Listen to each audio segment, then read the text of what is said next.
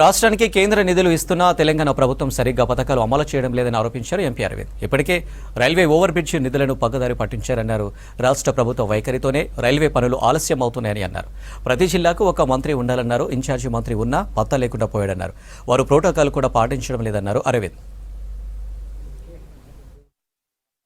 Additional class రూమ్స్కి, play గ్రౌండ్స్కి,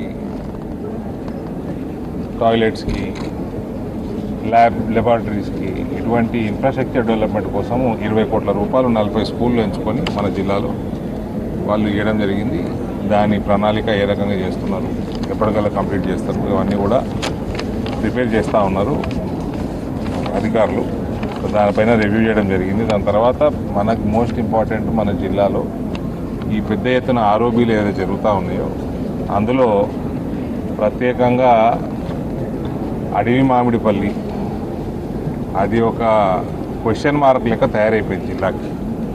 అన్ని ఆర్ఓబీలు except for Madhav Nagar ROB 100% central government fund తోటే చేయడం జరుగుతుంది. ఫండ్ అంతా సెంటర్దే, ఇంప్లిమెంట్ కూడా చేయలేకపోతే ఎట్లనే అండి? మీ ప్రభుత్వం కూడా వచ్చే సంవత్సరం అయిపోయింది.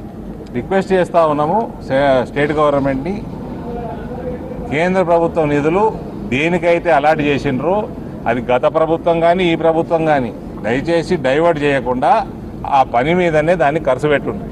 హర్సపల్లి ఆర్ఓబీ ఆన్ టైం ఉన్నది, అహెడ్ ఉన్నది.